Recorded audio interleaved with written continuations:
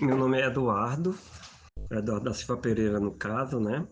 Eu pesquisei durante 2 anos, entre 2022 e 2023, sobre a vida, né, de Akira Toriyama, e vou dar aqui um pequeno depoimento, né, sobre Akira Toriyama, a qual dessa pesquisa surgiu uma biografia que deve ser lançada esse ano de 2025, lá em julho, praticamente em julho de 2025 deve ser lançada a minha biografia de Akira Toriyama, né?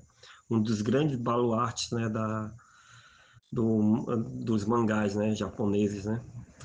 O Akira Toriyama, ele nasceu em Nagoya, né, no estado de Nagoya, no Japão, né, que lá no Japão não é estado, são províncias, né, a província de Nagoya. Ele nasceu na cidade de Aichi, que é uma prefeitura, né, lá uma cidade que é uma cidade muito pequena, era bem rural na época, né, que ele nasceu em 1955, né. E Toriyama, aos 6 anos de idade, decidiu, né, ser assim, desenhista, não um mangaka mesmo, ser desenhista. Por quê? Em 1961, ele assistiu a um desenho animado chamado 101 Dálmatas, da Disney, né? Um longa-metragem que ele assistiu no cinema. O pai dele era mecânico, a mãe dele era dona de casa, né? Então ele se influenciou a querer ser desenhista justamente por causa do filme 101 Dálmatas. Claro que durante os anos 60, né, que é a infância dele e a adolescência, ele foi se influenciando por várias coisas, como, por exemplo, Ultraman, que ele gostava muito, Popeye, que vai ser uma influência para, como ele diz, para Dragon Ball Z, para o Dragon Ball Z, o Dragon Ball mesmo, né, de luta, que é o Z. E também ele vai gostar muito de assistir filmes do Godzilla, filmes de monstros como Kong, né? Ele gosta muito desse tipo de filme, né? Tanto que décadas depois ele vai participar como um extra, né? Uma pessoa que vai fazer uma participação lá entre aquelas pessoas lá aquelas pessoas que correm do Godzilla, né? Ele vai fazer uma participação no filme do Godzilla. E o Toriyama, inicialmente, ele não queria ser, era um mangaka.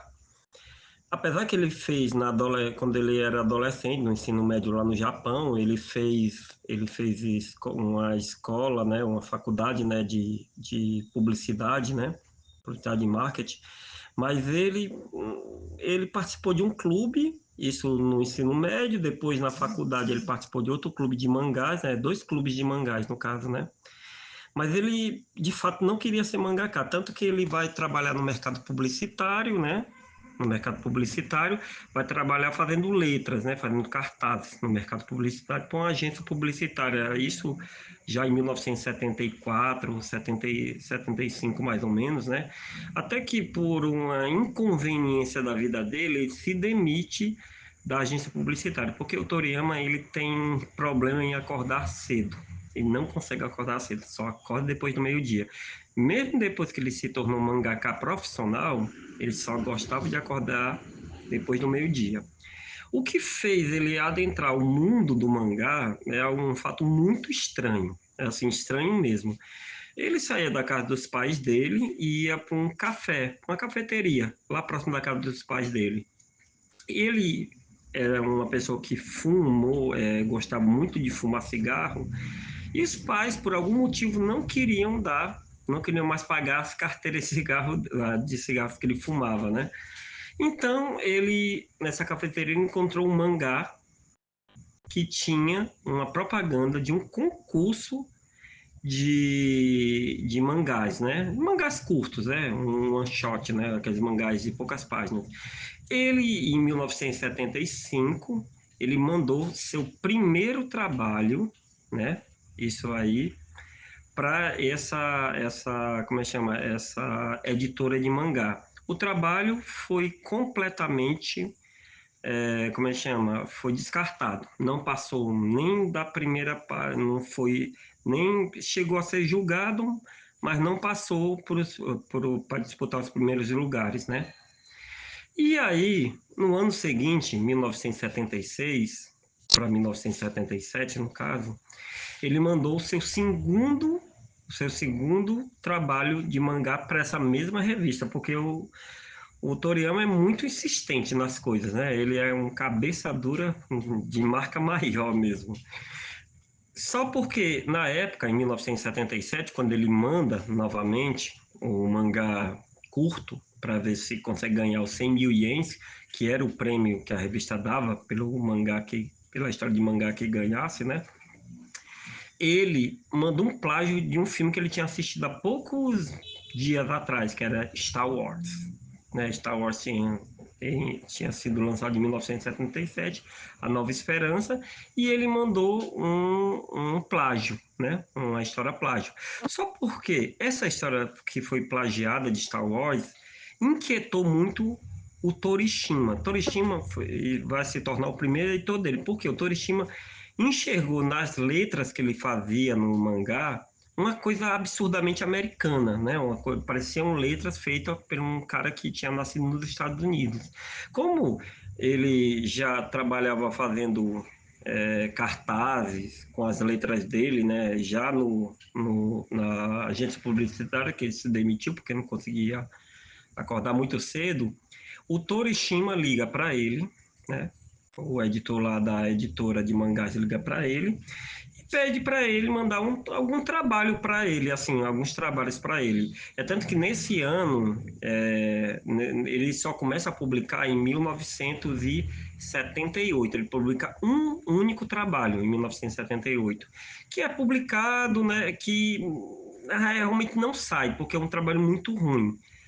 Aí ele manda para lá, mas o trabalho não é publicado. Aí em 1979, no ano seguinte, ele manda mais um outro trabalho. E esse sim, um trabalho que foi publicado, né, que teve alguma coisa. Mas em 1979, o Torishima fala que ele tem que fazer uma série de mangás, né? Porque o mangaka de verdade tem uma série, né, com personagens fixos, não sei o quê. Aí é que surge a história das 1000 páginas. Ele escreve 1000 esboços para o Torishima. O Torishima, que é o editor, diz que tudo está ruim, até que ele chega no final dos anos de 79 com a ideia do Dr. Slump, que inicialmente o Dr. Slump ele apresenta para o Torishima como uma história de um cientista, de um médico, um cientista maluco, que cria robôs que destroem coisas. Aí o Torishima fala, cara, essa ideia não vai dar certo. Cria uma personagem feminina sendo criancinha, bem fofinha, aí ele cria a Lari, que é a personagem principal, que vai ser do Dr. Slump. No final de 79, ele lança o primeiro capítulo do Dr. Slump, com a Lari como protagonista, mas ele pede duas coisas que ele quer deixar na personagem. Primeiramente, apesar de ser uma androide, usar óculos. Androides não usam óculos. E a segunda coisa é manter o Dr. Slump. E a dinâmica do Dr. Slump, pré-definida pelo Torishima e o Toriyama, é piadas. São piadas em cima de piadas. Tipo, eles criam motes de piadas e para contar cada capítulo. Porque vocês sabem que no Japão tanto o Dr. Slump como o Dragon Ball, que vai ser a próxima criação seriada dele para mangás, os dois trabalhos foram criados para serem séries, né? Para serem séries que fizessem sucesso. É tanto que Dr. Slump, em 1980, faz um imenso sucesso. Só porque 6 meses depois que começa a fazer sucesso, isso já em 1980, Toriyama fala para o Torishima assim, cara, eu não quero mais desenhar isso, não quero mais fazer história disso, só porque o Torishima faz com que ele persista em fazer as histórias que saem semanalmente numa revista de mangás japonesas, né? E o Torishima tinha um jeito de medir a audiência, né? De que se as pessoas estavam lendo ou estavam gostando e lendo o que o Toriyama estava escrevendo uma vez por semana e mandando para a editora em Tóquio. O Toriyama, ele nunca se muda de Aichi, que é a cidadezinha lá onde ele nasceu, né? Que pertence ao estado lá, ao estado japonês que eu mencionei aqui nessa minha fala, né? É engraçado que o Toriyama vai fazer todos os trabalhos dele sempre lá da cidade onde ele nasceu, né? Que é algo super, que é o terceiro fator estranho, que normalmente o mangaka, ele tem duas coisas que ele faz em começo de carreira. Primeiramente, ele se torna ele se torna assistente de algum mangaka mais profissional, né? Um mangaka mais antigo. Toriyama nunca foi assistente de seu ninguém, de ninguém, absolutamente ninguém foi assistente. E a segunda coisa, que também é estranha, é que ele nunca morou em Tóquio, porque todo mangaka ele vai morar em Tóquio, né? Porque até a capital, né? Lá é que tem a editora, a sede da editora, e o Toriyama, ele quando mandava esses trabalhos, mandava primeiramente por correio aéreo, aí quando inventaram o fax, né? Quando o fax se popularizou mais no Japão, ele começou a mandar os trabalhos via fax. Tanto que Dragon Ball, pelo menos Dragon Ball, até o final dos anos, até o final de 90 começo de 95, né? Quando ele termina, quando ele é concluído, normalmente ele mandava via fax, né? Via fax os originais para serem publicados na semana, na revista que saía o mangá do Dragon Ball, né? No caso aí seria a fase Z. Mas voltando a essa questão, ele vai com o Dr. Slump até mais ou menos 1984. Em 84, a série é encerrada. Ele já está muito enjoado, está muito chateado porque a série, ele vê que a série não pode dar, não dá absolutamente mais nada, né, de pano na manga para escrever alguma coisa nova, então ele desiste da série e ele faz, no meio daquele ano, uma viagem internacional, uma das pouquíssimas viagens internacionais que ele fez na vida. Ele viaja para a China. E na China, assim, ele mergulha na cultura chinesa de dragões, tal, de várias coisas. Ele não era leitor de livros. Nunca foi um leitor de livros. É tanto que ele falava que gostava de ler revistas e não gostava de ler livros. Mas tanto o editor como a esposa dele, né, que a esposa dele é uma parte, a esposa dele ele conhece em 1981, em 80, melhor dizendo, e casa em 1981 com ela. Ela também é uma mangaka, só porque ela é uma mangaka que nunca fez uma série de mangás. Ela sempre fazia one shot, né, mangás de histórias únicas, né? E ela ajudou tanto no Dr. Slump como no Dragon Ball, né? Quando os prazos estavam muito apertados, ela ia para o estúdio, que o estúdio do Toriyama ficava dentro da casa dele, né? No caso, para ajudar ele a terminar de fazer, né? O trabalho e enviar lá para a editora e para o Torishima dar alguns apontamentos, se tivesse algum tipo de mudança, ou então ser publicado diretamente, né? Na revista que saía, que era produzido lá na editora em Tóquio, né? Mas nessa história maluca toda, ele volta para o Japão, né? Dessa viagem da China, e as pessoas, tanto a esposa como o Torishima, o editor, dizem que ele tem que criar uma nova série e apresenta para ele a história do Rei Macaco, que é uma história lendária, né? Uma lenda muito cultuada na Índia, na China, né? Essa história do rumo para o oeste, né? Do Rei Macaco. E a partir dessa história, ele começa a elaborar o que seria Dragon Ball. Mas antes, ele lança um mangá em duas partes, um one shot também, uma historinha, que ele apresenta, o nome da história seria Dragon Boy, que ele apresenta um garoto que tem asinhas nas costas, que ele tem um mestre, aí ele é chamado, esse mestre dele, né? Esse mestre dele, no caso, pede para ele guiar uma menina, uma princesa, né, de um lugar para o outro, né, e tal. Por que essa história é fundamental em entender Dragon Ball, que foi lançado uns meses antes de Dragon Ball? Porque quando ele apresenta Dragon Ball já no final, no comecinho de dezembro de 84, ele apresenta o personagem como um macaco, um menino macaco, todo peludinho, todo tal. Aí o Torishima, que é o editor, não gosta da história. Até porque deveria ser inspirado no Jack Chan, que era um filme que ele gostava. Tinha um filme do Jack Chan que ele assistia compulsivamente. E o Torishima perguntou: vamos fazer um mangá de lutas, né, para adolescentes, não sei o quê. Aí ele apresenta a história do Dragon Ball, cria o conceito das esferas do dragão, né? O Dragon Ball começa realmente como um road movie, né? Um quadrinho de viagem, né? Que o personagem vai viajando e conhecendo pessoas. Quando isso não funciona, o Torishima pede para mudar. Mas voltando para a historinha de como é a apresentação do Goku. Goku é apresentado como um menino macaco. Os personagens secundários não eram aqueles que a gente conhece, a Bulma, o Mestre Kami, eram outros personagens.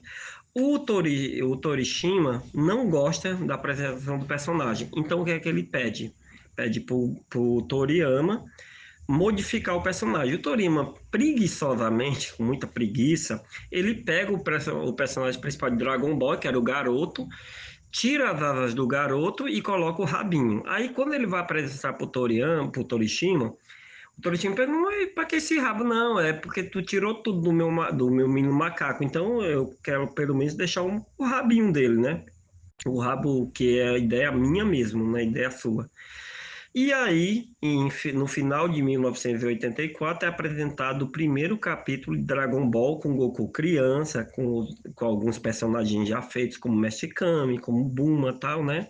E estoura totalmente. É tanto que em 1985, no ano seguinte, já se tem a criação do anime, enquanto ele está fazendo o mangá, o anime, primeiro anime, que é só Dragon Ball, né? Dragon Ball Z, a Toei Animation começa a desenvolver e lança em 1985 o primeiro anime do Dragon Ball.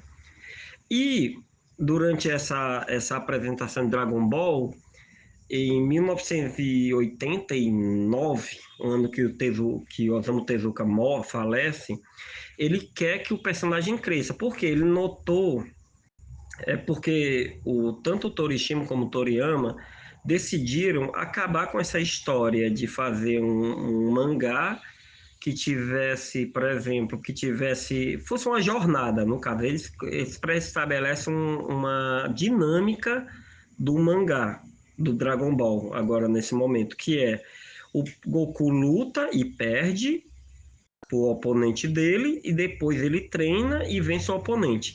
E a conclusão dos arcos de história seria fazer um torneio, porque ele assistiu aquele Operação Dragão com Bruce Lee, e ele decidiu colocar o torneio, que era a única coisa que ele gostava do filme do Bruce Lee, como para finalizar. E essa é uma dinâmica que vai seguir até o final do mangá em 1995.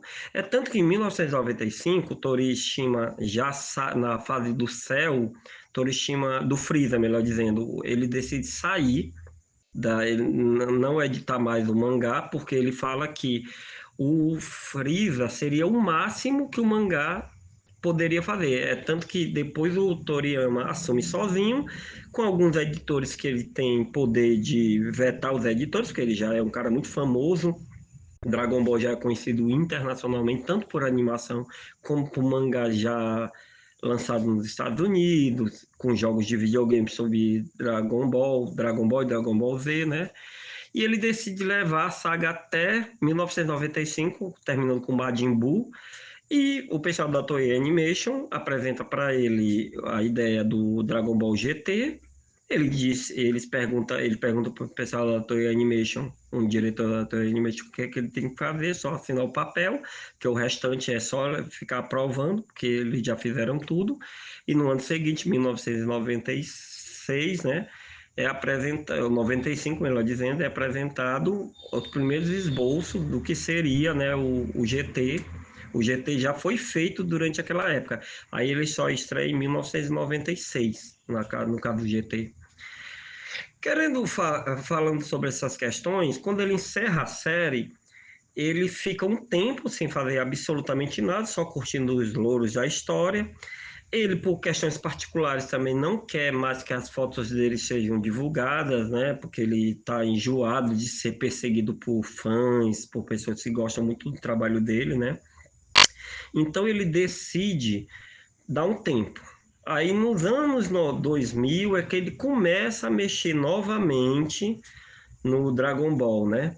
Até que ele cria com o Toyotaro, né, o Dragon Ball, o Super. Porque o Toyotaro é que fazia o webcomics daquela famoso folclórico, né, do Dragon Ball, que é o Dragon Ball AF, né, que foi um desenho que apareceu na Espanha, final dos anos 90, né? Eu só sei que disso o Torishima, durante essa época, esses anos todos, sempre criticou, falando que Dragon Ball não tinha conteúdo nenhum, absolutamente nenhum conteúdo. E um pouco antes de falecer, o Toriyama, né, que já tinha deixado o Super como, tanto como série, como o Super, como mangá, onde ele dava os argumentos para o Toyotaro criava as histórias, né? Dava aquela coerência, né? Ele notou que Dragon Ball era realmente um produto muito incoerente, né? Não tinha folclore, não tinha realmente alguma coisa pré-estabelecida para criar uma mitologia muito forte. Ele sempre ele dava o aval para se criar alguma coisa, ou ele mesmo criava e ele não fazia ligações cronológicas, né, com o que já tinha feito anteriormente, então virava uma bagunça. Aí, no ano de 2023, numa Comic Con, o filho dele, lá nos Estados Unidos, em Nova York, decide apresentar o Daima, né? Que ele disse que seria o grande feito dele, seria dar vida inteligente a Dragon Ball. Mas só porque ele planeja todo, né? Planeja completamente o Daima, mas infelizmente por problemas de saúde e por causa de uma queda, ele tem um coágulo de sangue na cabeça dele que o mata, né? Que ele falece. E hoje em dia o que nós estamos assistindo no Daima é a obra-prima dele, é a obra que ele quer esfregar na cara do Torishima e de muitas pessoas, dizendo que existe um jeito de você fazer realmente algo narrativo, inteligente e que as pessoas gostem muito. Eu acho que acho que foi o grande feito do Toriyama ter trabalhado no Daima, porque o Daima é todo dele. Roteiros são dele, argumentos são dele, criações de personagem.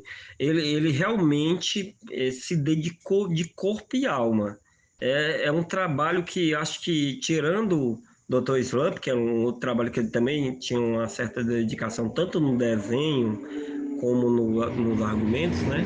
Eu acho que é um trabalho excepcional. E eu vou terminar esse pequeno fala minha, né? Essa minha fala, falando uma coisa, cara, Toriyama muda o mercado de mangás japoneses e de animes. Por quê?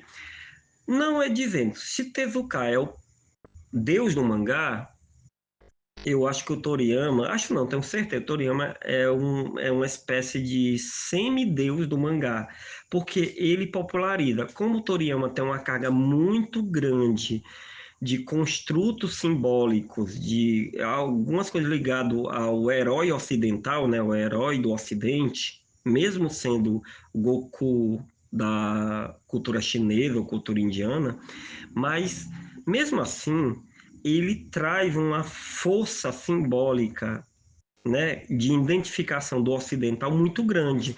Tanto que ele vai abrir caminho para que outros mangakas, como Oda, vai criar o One Piece, como o Kishimoto vai criar como é que chama, o Naruto. Então, ele cria uma escola, né, que todos os outros mangakás modernos, né, os que são principalmente nascidos nos anos 70, vão pegar e vão conseguir internacionalizar mundialmente os mangás dele para serem absorvidos por mercado brasileiro, norte-americano, mercado europeu, né? Então eu acho que esse é o grande legado do Toriyama, ter criado um jeito dos ocidentais gostarem de mangás. É um mangá muito mais popular, né? Um mangá que consegue realmente chegar em nós ocidentais e a gente ter algum nível de identificação. Até porque como é que chama? As influências do Toriyama são muito do Ocidente. Disney, Popeye, que é americano, e outras. O próprio Astro Boy foi criado no sentido da cultura americana também. O próprio a questão da criação do Godzilla, né? Então ele é muito enfurnado dessas questões ligadas ao Ocidente. Por isso que o Toriyama é, na minha opinião, assim, modernamente o maior mangaka que já existiu. E, claro, os poréns dele, né? Ele é um mangaka muito diferente de todos os mangakas que você pode fazer uma pesquisa. E eu acho que o meu livro contempla muito essa força, né? Esse poder que o Toriyama teve de mudar, de criar na dinâmica com o Torishima, que era o editor dele, de 1979 a 1992 ou 93, mais ou menos. Eles mudaram realmente o mercado de mangás, e mudaram mesmo. E só mais um aperitivo aí para quem vai comprar o livro. Quando Dragon Ball Z é anunciado, com já o Goku grande, Torishima pede para ser demitido toda a equipe que fazia Dragon Ball normal, ele criança, e ele observou que existiam duas pessoas, um roteirista e um diretor, que estavam fazendo um grande sucesso chamado Cavaleiros do Zodíaco, né? Uma animação do Cavaleiro do Zodíaco, que tinha muitas lutas. Ele traz essas duas peças para dirigir Dragon Ball. O pensamento, Dragon Ball sempre foi pensado para ser sucesso, de todos os modos, tanto no mangá, como na questão também do anime, dos animes, né, ou animes. Então, é um pensamento muito grandioso. E quando ele extrapola o Japão e consegue ir para o Ocidente, melhor ainda. Por isso que se torna uma obra de cunho coletivo, né, com a dinâmica entre o Toriyama e alguém, o Toriyama e o Toyotaro, o Toriyama e si mesmo, o Toriyama e o Torishima, o Toriyama e a editora, o Toriyama e as pessoas da Toei Animation, né? Ele sempre teve essas dinâmicas de construção de tudo que a gente conhece de Dragon Ball. Então, pessoal, vou aqui me despedindo, né? Espero que vocês tenham ouvido até o final. É um pouco longo, né? Tem 27 minutos e alguns segundos, mas eu acho que é uma ótima homenagem àquele homem, aquele ser humano, né? Que mudou a história do mangá para sempre e a gente não para na evolução do mangá, mas com um viés ocidental, né? Então, muito obrigado, tá bom?